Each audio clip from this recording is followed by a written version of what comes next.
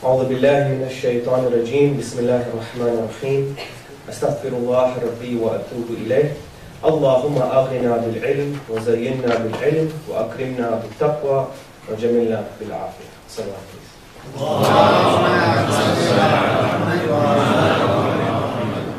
Assalamu alaikum, my dear brothers and sisters. Jazakallah for the conference organizers, to Sheikh Mahmoud and everybody for giving me the very humble opportunity to address you today. As was advertised, I would like to talk about how letter 31 in Nahj al-Balagha can be or offer a holistic model for madrasa education. And before I go into that, I want to just briefly say why I'm embarking on this particular project and paper. One is, when we look at Nahj al-Balagha, it's often seen as a book of literature, as a book of spirituality, in fact, as a book of containing many things. A book of politics, for example, sermons about the Quran. But it has rarely been seen as a book of frameworks. That means if you are to open any book, and you are to say, what principles can I use and build a model, or in the philosophical sense, upbuild from the book, in my humble view, I don't think it has been looked like that. That if we open the book, can we extract certain models or frameworks which give us guidance for our various problems? It could be in leadership. It could be in the way we look at the Quran. It could be, as the topic is today, madrasa education. So I want to perhaps look at Nahj al-Balagha in a different way. Why have I chosen madrasa education? Well, by Madaris or schools, I mean the faith school, voluntary school, part-time and full-time, that is usually taught on a Saturday or Sunday, or sometimes, as we have a few here in the UK, which is taught 5 days a week. And we teach fiqh and akhlaq and Quran and tariq. That is what I mean by Madaris. And there's a reason why I have chosen this. Because since British Muslims migrated, or since Muslims migrated to this country in the 1950s, we have, it is reported, 111 schools in this country, Shia and Sunni, and we have 14,000 students. However, we have been operating on the same model of madrasa education for the last 50 years, which, as you know, involves this classical division of fiqh and akhlaq, tajweed, Quran, etc., with some issues of aqaid there, and perhaps now Arabic is being taught. My question for this next 20-25 minutes is this vision or this division that we have sufficient for our evolving needs as Muslims? And I'm not talking about Shia one. In Nahj al-Balagha can be or offer a holistic model for madrasa education. And before I go into that, I want to just briefly say why I'm embarking on this particular project and paper. One is, when we look at Nahj al-Balagha, it's often seen as a book of literature, as a book of spirituality, in fact, as a book of containing many things. A book of politics, for example, sermons about the Quran. But it has rarely been seen as a book of frameworks. That means if you are to open any book, and you are to say, what principles can I use and build a model, or in the philosophical sense, upbuild from the book, in my humble view, I don't think it has been looked like that. That if we open the book, can we extract certain models or frameworks which give us guidance for our various problems? It could be in leadership. It could be in the way we look at the Quran. It could be, as the topic is today, madrasa education. So I want to perhaps look at Nahj al-Balagha in a different way. Why have I chosen madrasa education? Well, by Madaris or schools, I mean the faith school, voluntary school, part-time and full-time, that is usually taught on a Saturday or Sunday, or sometimes, as we have a few here in the UK, which is taught 5 days a week. And we teach fiqh and akhlaq and Quran and tariq. That is what I mean by Madaris. And there's a reason why I have chosen this. Because since British Muslims migrated, or since Muslims migrated to this country in the 1950s, we have, it is reported, 111 schools in this country, Shia and Sunni, and we have 14,000 students. However, we have been operating on the same model of madrasa education for the last 50 years, which, as you know, involves this classical division of fiqh and akhlaq, tajweed, Quran, etc., with some issues of aqaid there, and perhaps now Arabic is being taught. My question for this next 20-25 minutes is this vision or this division that we have sufficient for our evolving needs as Muslims? And I'm not talking about Shia Muslims, I'm talking about all human beings, as I believe letter 31 is quite universal. Is this sufficient, number one? Number two, what can this letter offer us in giving us perhaps a new vision, maybe which we haven't thought of? These are the two questions which I want to actually focus on. And I do humbly understand that there are people that say, well, we should search for Muslim education because we can never get to Islamic education. If you say Muslim education, it means a plethora of Muslim interpretations.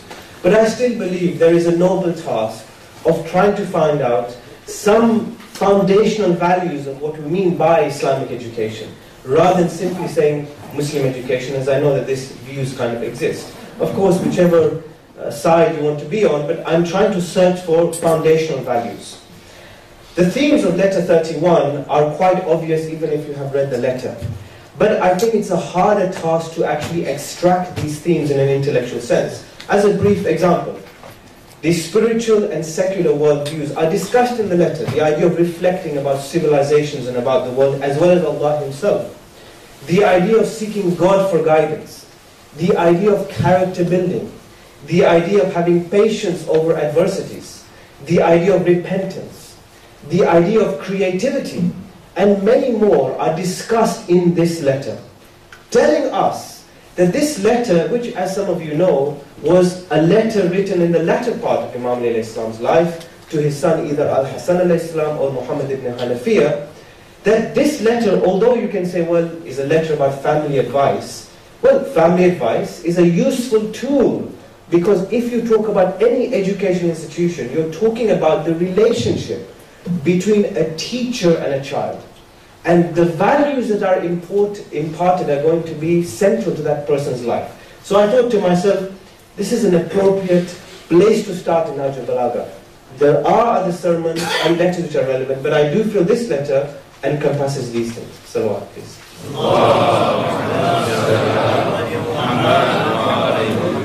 When you go to academic conferences, you can't really say salawat and have a bit of a break and think. So at least I can say that today. It makes me think about my thoughts further. Before I discuss this letter, we have to contextualize it.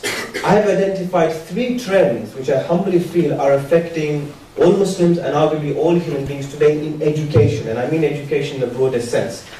Commercialization, politicization and secularization. What is commercialization? Well, I don't need to tell you what has been happening over the last 2 years with how university education has become very instrumental. That means high student fees, that you study, you go to university to get an A or 2-1 or whatever it is to get a job. The idea that the university is connected to the private sector, the idea that the university is there to also serve the state. What has been happening is education and knowledge itself is not necessarily studied for knowledge's sake, for self-improvement as such, but it is now explicitly connected to monetary and financial life, and luxury in fact. And therefore, when you are there to educate yourself, you are there to provide a happy and luxurious and stable life for yourself. Let me just give you a quote by Kostas Douzinas. He's a professor at Birmingham University. And he has actually commented on this. He says, like many others, I believe that it is time for intellectuals and academics to join the wider political and cultural debates of the time and bring whatever limited insights we can offer to work for a better world. Now, there is this idea that the academic, the scholar within the hawza or the university is somehow disconnected to the society. So he continues, too often we academics, we scholars, have opted for a life of accommodation and non-confrontation, looking to the next promotion or book contract. Too often has the university slavishly served the demands of the state, nation, and ideology. And yet the prime mission of the university remains the quest for knowledge and truth, which is arguably what perhaps all educational institutions strive for. As we know, since Socrates, knowledge and truth are the inseparable partners of justice and beauty. Truth and knowledge are wedded to justice. Speaking truth with justice to power is the name and honor of the European University. Now what he says is actually rather bold, and not many people say it like that. To put that in a university context or in a book and to teach that in a lecture, somehow it raises certain eyebrows because you're going against the current commercialization and educational process of the university. So just keep that trend in mind. I will relate it to the madrasa. Then you have the issue of politicization, which means what? You have the Eurocentrism or Euro-Americanization of knowledge. So for example, take this, the way we are doing the conference today in a hotel, okay? The way that you teach in a university, the way that you have conference packs, all right? The way that you have a textbook in a university that you have to study Kant, or you have to study this Hausa text, whether it is or a fiqh text, doesn't matter, there's no distinction between East and West here. The idea that you have a textbook as such comes from the idea that you ground a university or educational process in an ideology, whether that ideology is positive or negative. So how many of us have thought that whether the textbook that we have studied over the last 50 years or our mode of education has affected our mindset today? So when we say Eurocentrism, it is the analysis of European and American modes of educational learning which have seeped into all types of spheres and which are either positively or negatively affecting us today. Take the university as an example. You have Islamic Studies, which is usually studied now in universities, and especially it has grown over the last 10 years. How do we study Islamic Studies in universities? Early life history of the Prophet, yes? Then certain aspects of Hadith and Ilm al-Rijal. Then you continue on and maybe you will go on to women's studies or some contemporary issue. And you may also look at Ghazali and Ibn Sina and Mullah Sadr, etc. Is that particular framework of Islamic studies in itself beneficial to the study of Islam? This is the question I'm posing to you. Because that framework hasn't necessarily come as such from an original conception of Islam, but as an also influence from Euro-American knowledge, so that you compartmentalize certain periods of Islamic studies. You see that? Now I can go more into that, but there's no time. But I'm just giving you a seed of, you can see that systems of knowledge which guide us are also influential in the way we look at our religion and the way we conduct ourselves today. Then you have secularism. Now, you have a distinction between secularism and secularization, some of you know. Secularism is an ideology that God should be divorced from life, and from public life especially.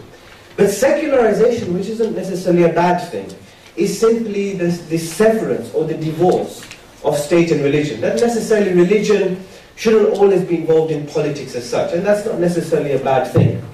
But what this has led, or what this has happened in universities and in schools, is now, if you want to tell somebody what is inspiration, what is ilham, what is God, what is revelation, that's very difficult to do today in United Kingdom, which is the context which I'm focusing on, because education has become divorced from spiritual modes of learning.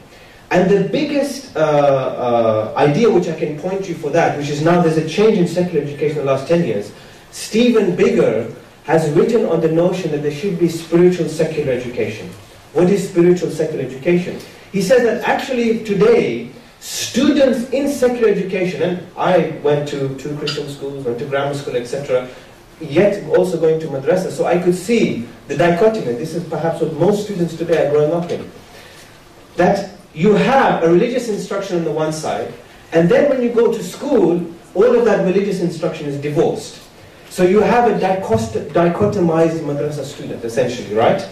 So what Stephen Bigger is suggesting, which I do agree with to some degree, but there are some issues I have contention with, he says that how can you train a student today to appreciate creativity, inspiration, and the center of the universe? Now he doesn't use God in any of his analysis.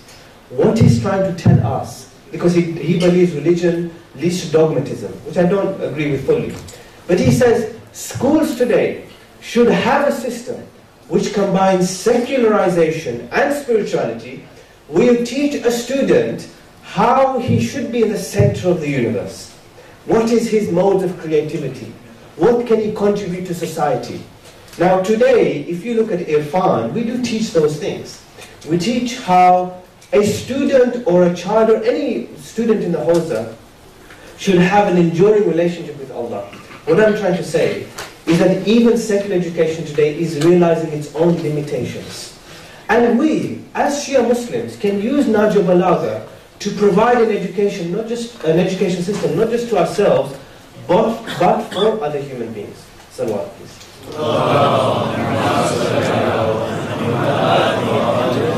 How does this relate to madrasas in the United Kingdom and maybe in other parts of the world? Well, if you look at the classical division which we have been using, and may I say at this point, I do humbly commend and respect the dear elders and the parents who, since migrating to this country, have built the madrasas, have built the mosques, have come up with this system. Because without this system, I could not be standing here discussing maybe what I feel should be in the next 50 years. So I do want to make this very humble point. However, the challenges are of course very different. And maybe some of our respected elders and scholars here would also appreciate that. I have grown up also appreciating some of these challenges. This classical division looks at Islam in this way, that you have fiqh. And fiqh does what in the madrasa? It teaches a student to validly observe the performance of certain ritual obligations, salah and saum, zakat and khums. So it teaches the child that you have to perform this particular obligation in order to validate yourself as a Muslim legally. That's essentially what it does. I'm not, by the way, making a judgment here. I'm just telling you what the instruction is meant to accomplish. Then you have tariq. And what does tariq do? It teaches you incidents. Battle of Badr, Ghadir al-Khum, Battle of Uhud, others. And that teaches the child to look at history in terms of periods and incidents, not in terms of an overarching concept or as an overarching theme to understand humanity. It's taught in terms of incidents. Then you have Quran, and as we know, how is Quran taught? Essentially tajweed, that you teach the makharij, that you teach memorization of surahs, really the content of the Quran. And you also have akhlaq, and how is akhlaq taught? You teach narrations of the Ahlul Bayt alayhi salam, for example, or if you are in the Sunni madrasa, more so on the companions of the Prophet, right? So therefore, akhlaq is taught in terms of ahadith. So therefore, if you teach narrations, you are teaching sayings, right? So what do you extract from that? Does a person have an ethical vision of how to live? Okay, you're taught not to backbite, taught not to be jealous. But if you then take that person and say, right, now I'm going to the cinema, I'm going to the school, I'm watching this program, how do these narrations, which don't have much context, then these narrations have to have a link, suddenly, to somebody living in 21st century Britain and is now engaging in different social contexts. So akhlaq is taught in terms of narrations, not in terms of an ethical vision or context. Do you see that? That is how essentially we teach. That is how I teach on Saturdays in Chelmsford. Yes? Now, how has commercialization, politicization and secularization forced us to look at the madrasa education differently? And these are the problems we're grappling with. If you look at commercialization, if ilm previously perhaps was taught or looked upon as a noble activity, I'm studying knowledge to remove my ignorance, to look at my life in a better way, then what does a madrasa student think? I am going into madrasa in order to learn this particular legal obligation or this narration. And that is it. And my education instruction will end when I'm 15 or 16. Right? But then there comes a deeper question. Hold on a second. I'm going to school. So if I'm going to school, that's providing me a very wonderful education. So if my educational position ends at 18 and my madrasa education ends at 15, so I've accomplished what I want to accomplish. And now the young student would ask this question as I asked. What's the difference between secular education and Islamic education? What's secular education offering me? And what's Islamic education offering me? Isn't secular education offering me enough? because it's offering me an educational instruction which also ends at a particular age. What's the difference? At the end of the day, I'm also going to secure a job and a life, and I'm going to get married. How does Islamic education actually help me there? Because secular education is helping me directly attain my practical needs. You see that? So now, because of commercialization, education or madrasa education is looked at instrumentally. This is one particular challenge. There are many, but I'm just giving you one. Then you have politicization of knowledge and Euro-American knowledge. Which education system is better and what's guiding me in my conduct, essentially? Because what part of knowledge will I use in the rest of my life? Of course, the predominant system of knowledge which attends to my practical needs. But then you have another question. If I have fiqh, and if I have history, let's take history for example. How does my history differ to other forms of Muslim histories which are also valid anyway? So if you have that, what ideology and systems of knowledge are governing the student at that particular instance?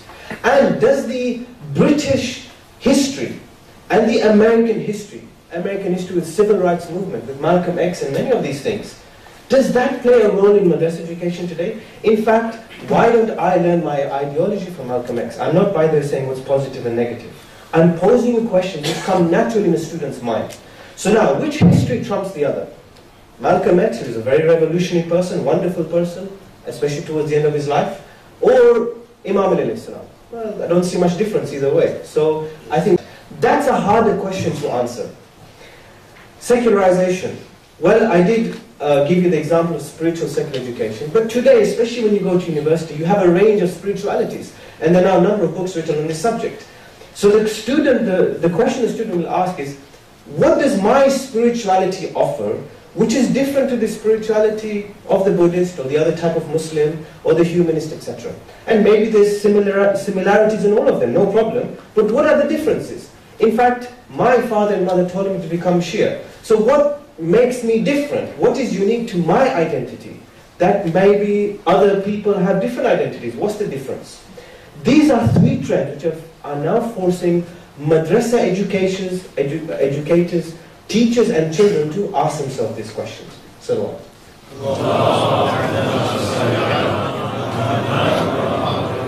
what has been our response so far?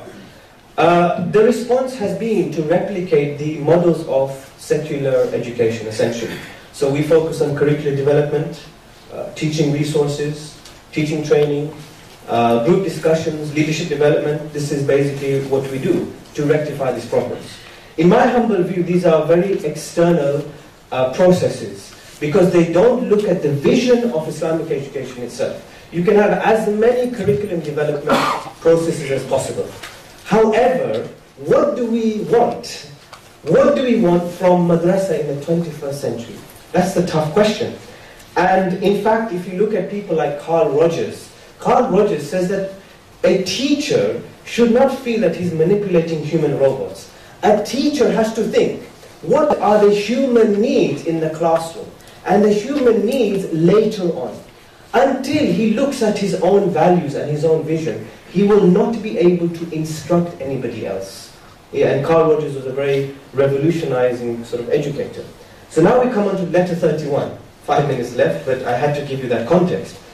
I've used this letter by looking at it in terms of what holistic way it can build a model, not just for Muslims, but for other religions and even secular education. Let me give you some principles, okay? So, please.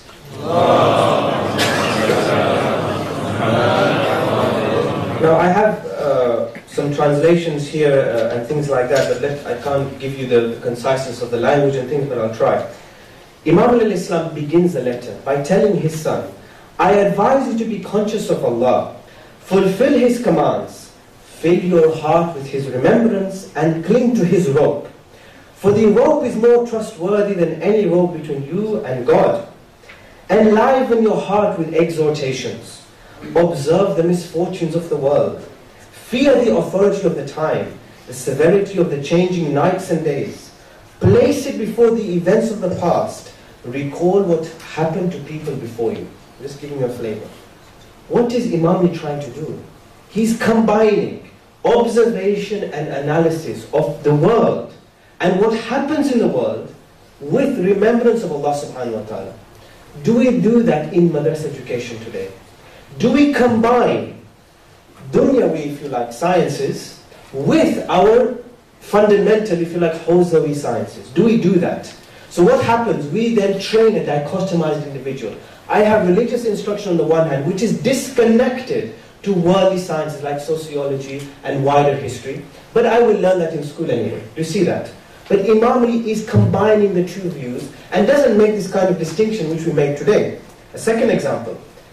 Do we teach problem solving and meditation in the madrasa? He advises his son, if your soul refuses to accept my advice without gaining knowledge, imagine giving this freedom to a student, then know that your search for that should be with understanding and learning, not with the entanglement of doubts and trapping of quarrels. I'm trying to extract relevant principles that can attend to our needs today. He's clearing his son of doubts, and doubts can plague anybody. So if you develop a confident student as such, can you imagine what he can accomplish and the logical clarity with which he can think? One or two more examples.